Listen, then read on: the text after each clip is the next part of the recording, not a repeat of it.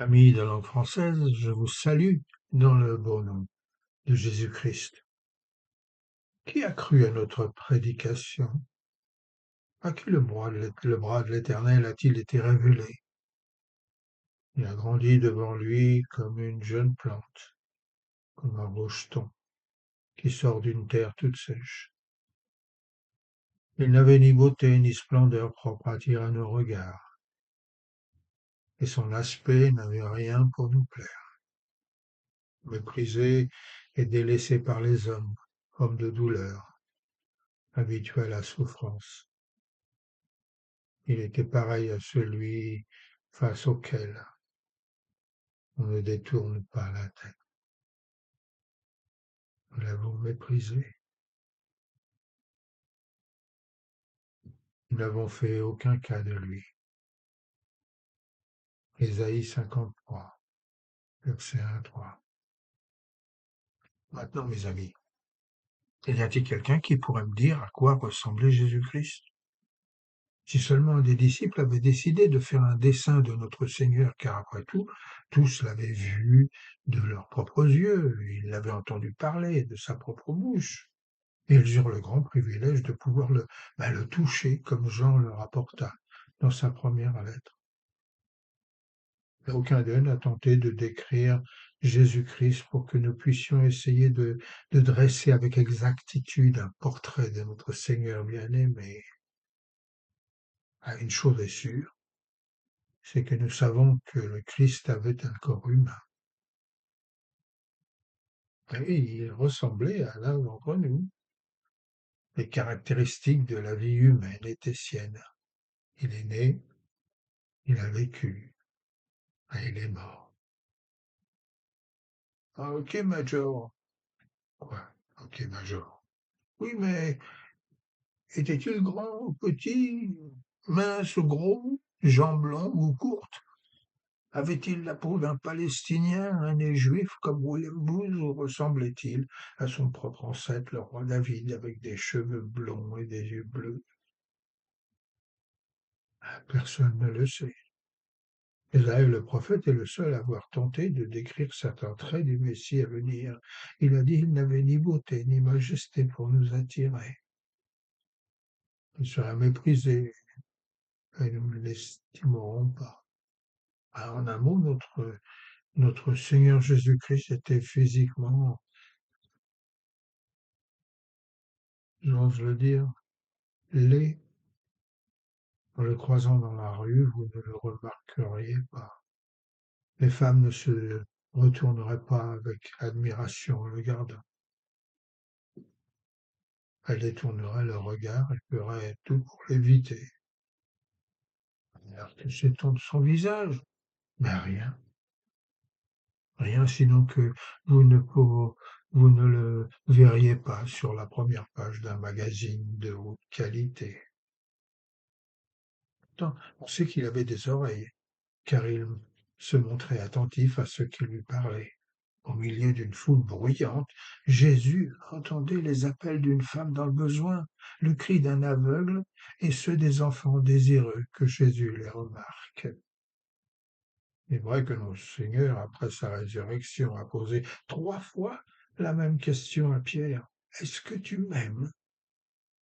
Et ce n'est pas par surdité que notre Seigneur l'a fait, mais par amour. S'il n'y en a pas plus sûr que celui qui ne veut pas entendre, alors Jésus n'était certainement pas comme cela. Et aujourd'hui, comme hier, comme toujours d'ailleurs, le Seigneur entend les nécessités. Il peut entendre les prières de celui qui est honnête et sincère et peut écouter la voix d'un simple être humain, comme vous, comme moi. C'est pourquoi Dieu nous dit, invoque-moi dans les jours de détresse et je t'entendrai et je te délivrerai. Car nous ne savons pas à quoi ressemblait sa bouche. Était-elle large sur le côté, peut-être? Une petite bouche pointée? Les Français disent cul de poule. Est-ce qu'il bégayait en parlant? Est-ce qu'il était en train de zozoter. Je sais qu'il avait un accent nazaréen, mais cet accent était-il snob ou simple, de la haute société ou populaire? Nous ne savons pas. Ce que nous savons, c'est que tous étaient étonnés des paroles gracieuses qui sortaient de sa bouche. Il n'y avait aucune tromperie, la véritable instruction sortait de sa bouche et rien de faux ne se lisait sur ses lèvres. Clamèrent deux prophètes dans l'Ancien Testament. Et même ses ennemis ont déclaré que personne n'a jamais parlé comme cet homme. Les foules étaient sidérées par son enseignement, car il enseignait comme quelqu'un qui avait autorité. Là, mes amis, puissions-nous avoir une telle voix afin que d'un seul cœur et d'une seule bouche, nous puissions glorifier le Père céleste, notre Seigneur Jésus-Christ. C'est ce que nous chantons à l'armée du salut et dans bien des églises d'ailleurs. Prends ma voix qu'elle chante ta grâce auguste et touchante par mes lèvres, que ton nom parle aux pécheurs de pardon. Mais nous ne savons rien sur ses yeux. Quelle était la couleur de ses yeux? Le Christ était-il myope, presbyte? Pourtant, nous savons que beaucoup de ses sentiments s'exprimaient au travers de ses yeux. Regard de compassion, d'amour, d'encouragement, d'approbation, mais aussi un regard de désapprobation, d'avertissement, de jugement. Un regard pénétrant jusque dans le secret les plus intimes du cœur, dit la Bible. Avez-vous déjà ressenti le regard que Jésus lança à Pierre, lorsque dans la cour de la maison du grand prêtre, le disciple confiant l'avait relié? Plusieurs fois, les yeux du Seigneur étaient remplis de larmes. On lit de lui dans l'Ancien Testament qu'il pleurait jour et nuit pour les péchés de son peuple. Combien de fois Christ a-t-il pleuré sur le manque de foi de ses disciples, sur un jeune homme dirigeant pour son amour de l'argent, sur un ami qui venait de mourir, sur une foule, parce qu'ils étaient comme des brebis sans berger, sur Jérusalem.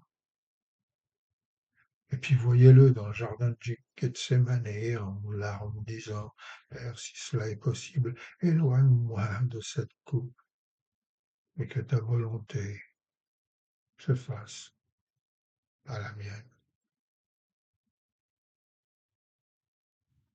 Voyez-le sur la croix, abandonné de tous, même de son Père, qui a dû détourner sa face de son Fils bien-aimé parce que son Fils était défiguré par les péchés du monde qu'il portait sur lui. Les yeux s'affaiblissaient de tristesse, dit le psalmiste. Donc vous voyez, nous savons que notre Seigneur Jésus-Christ avait un visage humain. Il pouvait entendre, il pouvait parler, il pouvait voir et sentir comme nous tous. Mais quant à savoir à quoi il ressemblait, nous ne le savons pas. Et ce qui est un fait dans le domaine humain est le même dans le domaine spirituel. Notre péché, dit le vieux prophète, nos péchés nous ont caché sa face. À cause des péchés dans notre vie, nous avons une mauvaise vision du visage de notre Sauveur bien-aimé. Nos péchés ont défiguré son visage de nos yeux spirituels. Certains aveugles,